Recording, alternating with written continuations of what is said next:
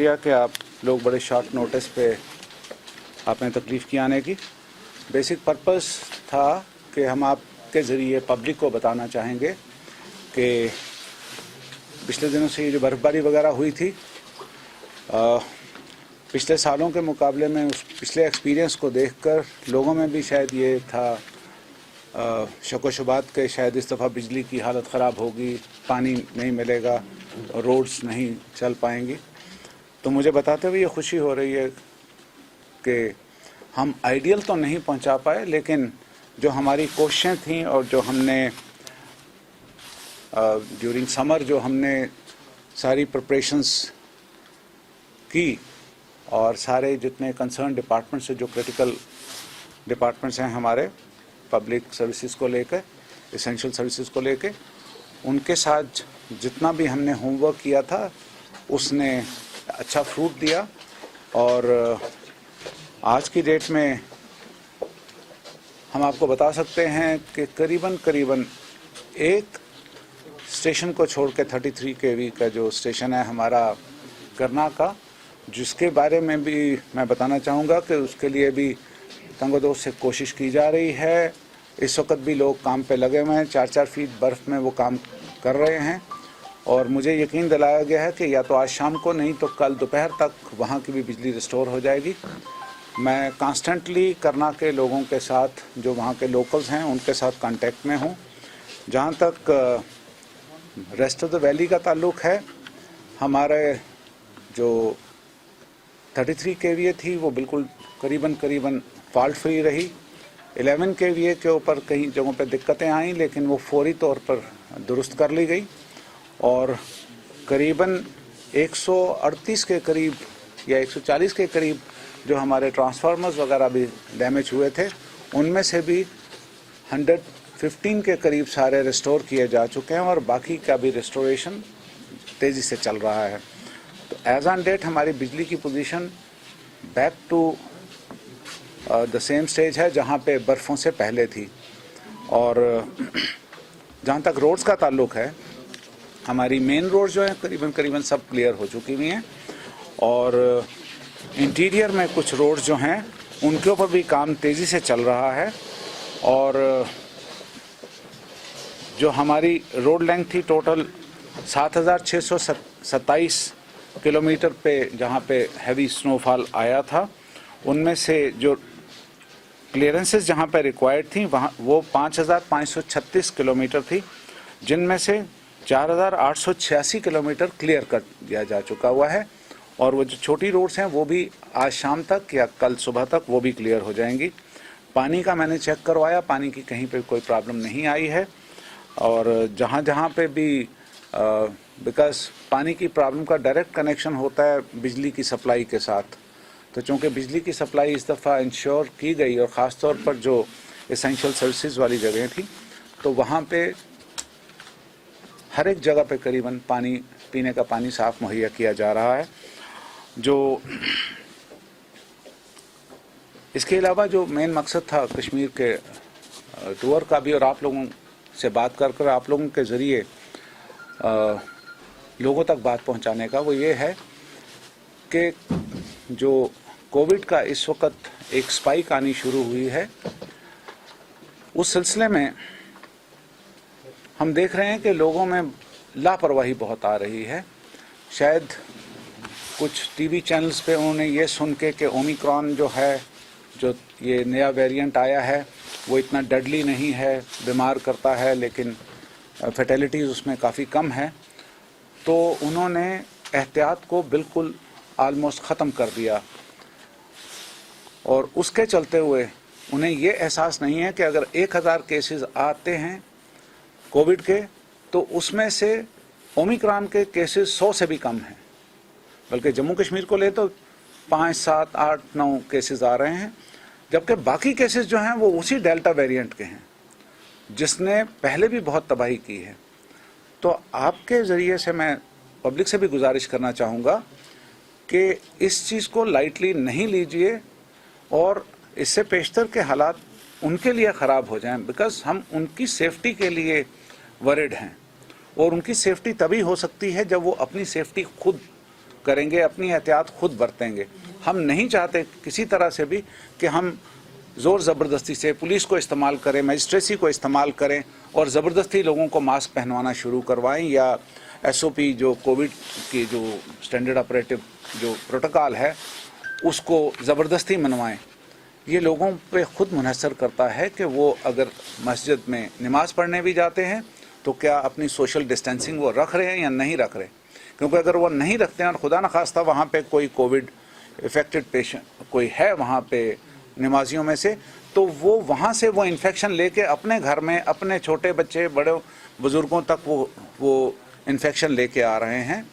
तो अगर उनके घर में कल को खुदा न खास्ता कोई नागहानी मौत भी होती है तो उसकी ज़िम्मेदारी फिर उनको समझनी पड़ेगी। लिहाजा आपके ज़रिए मैं उनसे फिर एक मरतबा मौदबाना गुजारिश करूँगा कि अपनी एहतियात खुद बरतिए। जो कोविड के लिए जो एहतियाती तदाबीर बताई गई हुई हैं उनके ऊपर अमल करें, वो आप ही की हिफाजत के लिए हैं। और अगर हमने देखा कि उसके बावजूद ये लोग नहीं मानते हैं और वो कोविड का जो एहतियात हैं वो नहीं बरतते हैं, तो फिर सरकार को थोड़ा सा शायद सख्ती भी करनी पड़ जाए, जो हम नहीं चाहते हैं, हरगिज़ नहीं चाहते। उसी मौके पर मैं कोविड के बारे में भी आपसे बात करना चाहूँगा कि मैंने श्रीनगर के जो मेन हॉस्पिटल जो क्लियर किए गए हुए हैं कोविड के पेशेंट्स की देखभाल के लिए, चाहे वो हमारा चेस्ट डिजीज़ हॉस्पिटल है या SMHS है, हमारा JVC है, तो उनसे उनके जो मुतल्लिका ऑफिसरान हैं, डायरेक्टर साहिबान हैं, सुपरिटेंडेंट साहिबान हैं, उनसे बात की। जो भी अरेंजमेंट, क्योंकि पीछे वाला जो हमारा तजुर्बा रहा है उसको मद्देनज़र रखते हुए UT की एडमिनिस्ट्रेशन, डिस्ट्रिक्ट श्रीनगर की एडमिनिस्ट्रेशन और बाकी तमाम डिस्ट्रिक्ट्स की भी एडमिनिस्ट्रेशन, कश्मीर वैली में ही नहीं जम्मू प्रोविंस में भी पूरी तरह से इसमें तैयार है किसी भी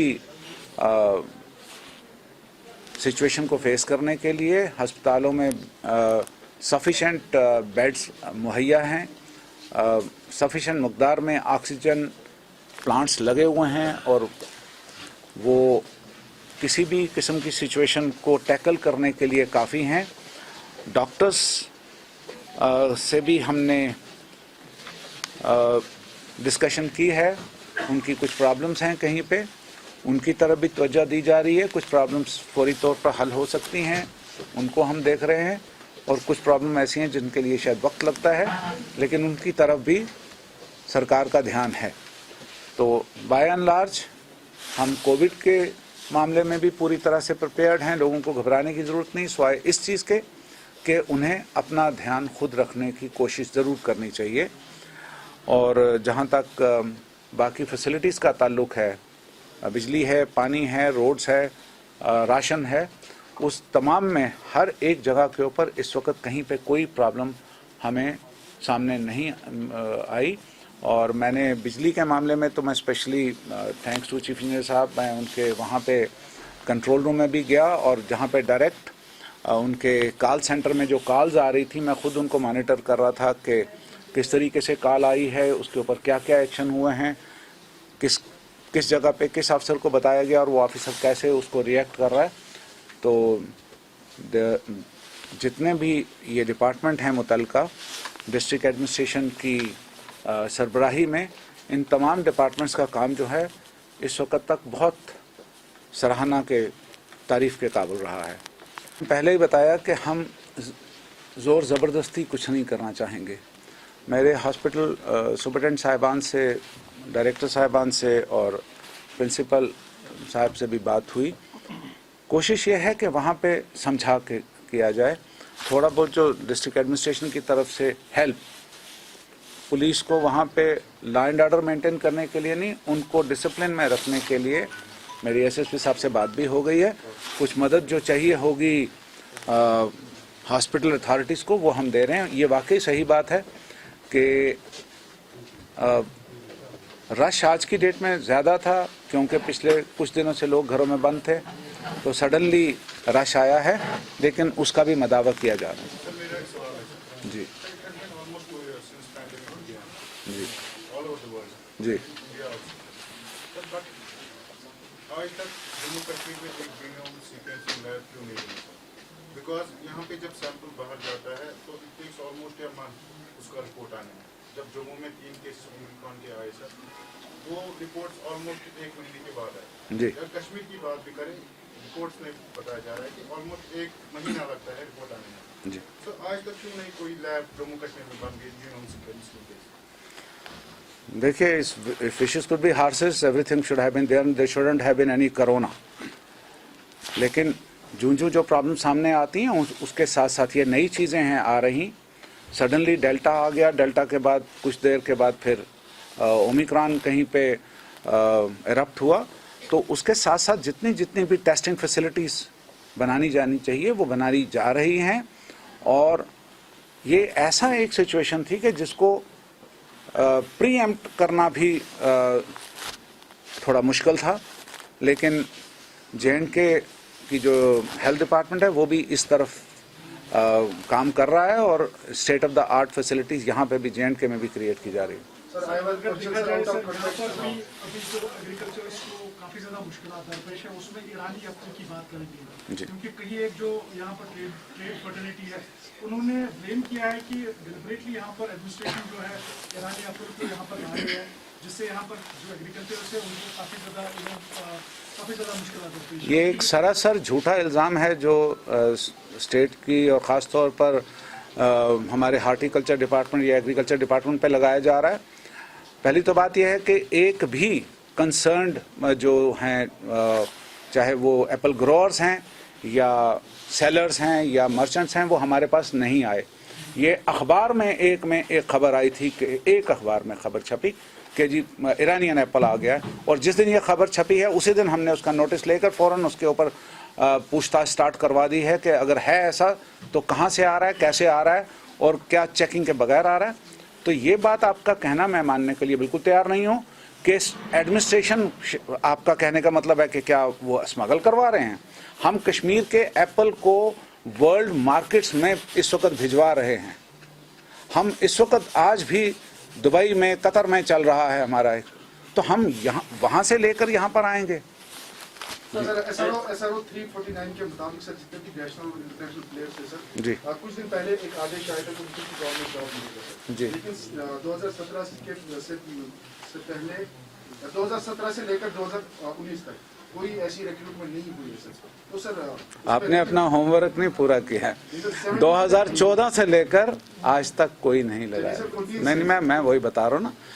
देखिए, ऐसा है कि उसमें केसेस वेसेस कर दिए गए हुए थे और हमने टेक ओवर करने के बाद इसके ऊपर सीरियसली काम करना शुरू किया। और जैसे हम जम्मू में एक प्रेस कॉन्फ्रेंस के ज़रिए मैंने बताया भी, आज की डेट में जो स्पोर्ट्स पर्सन फ्रेटर्निटी है वो इतनी खुश है, पहली मर्तबा हिस्ट्री में 5 गजेटेड पोस्ट पर ईयर हमने रखी। सुनते चलिए ना।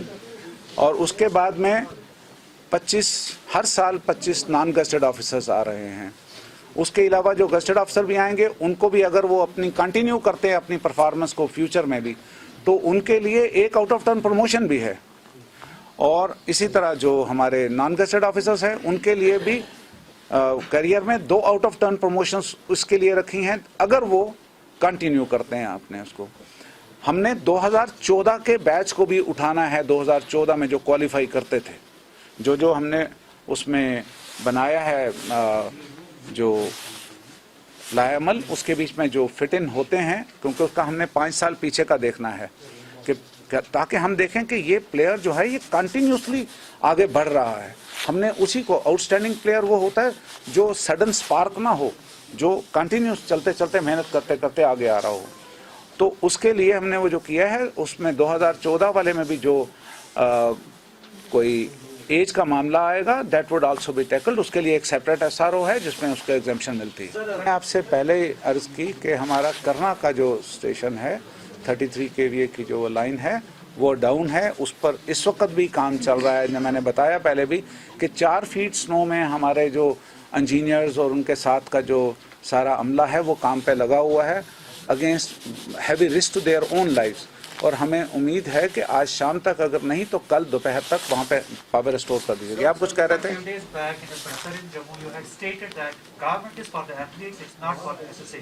Yes. No, I didn't say that.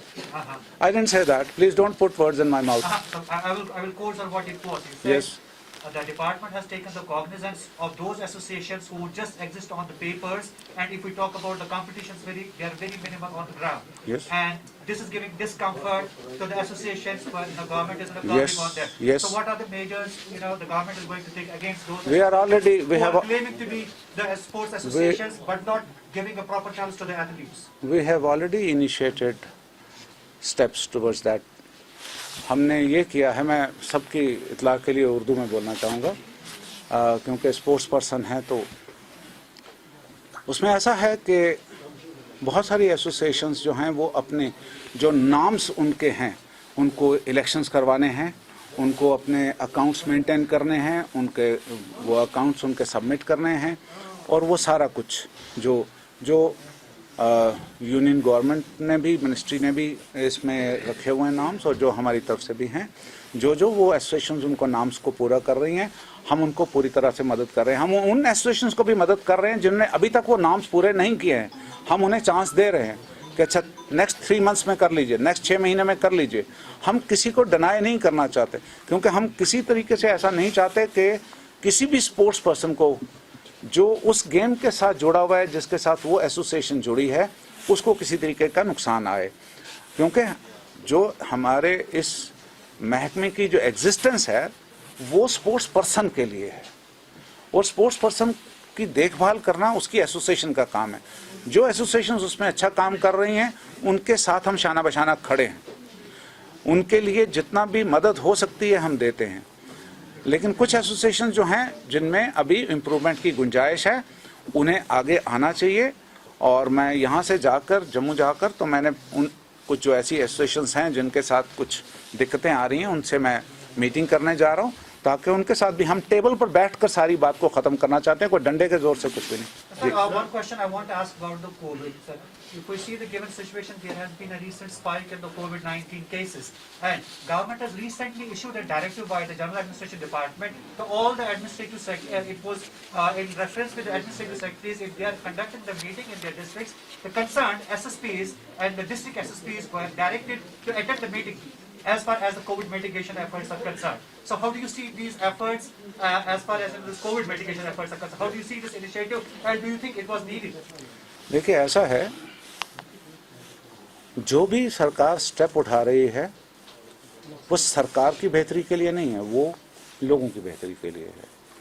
और जो भी मीटिंग्स वगैरह होती हैं वो सारी की सारी मीटिंग्स जो हैं वो इसी पर्पस से की जाती हैं। जैसे आज मैं 4 जगह पे मीटिंग करके आया, तो पर्पस क्या था? पर्पस यही था कि हम देखें कि भाई कोविड के लिए प्रिपरेशन प्रॉपर है, लोगों का क्या है।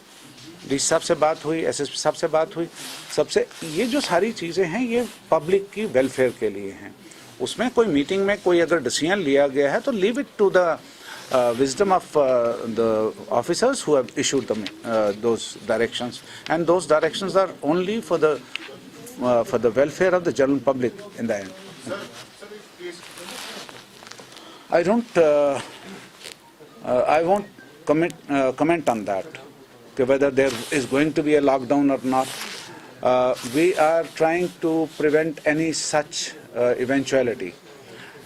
But it would depend on the cooperation from the public at large to ensure that we don't get into that kind of a situation. If they cooperate with us, if they take all the preventive measures which are time and again being conveyed to them, then there shouldn't be any such eventuality where we go for the lockdown.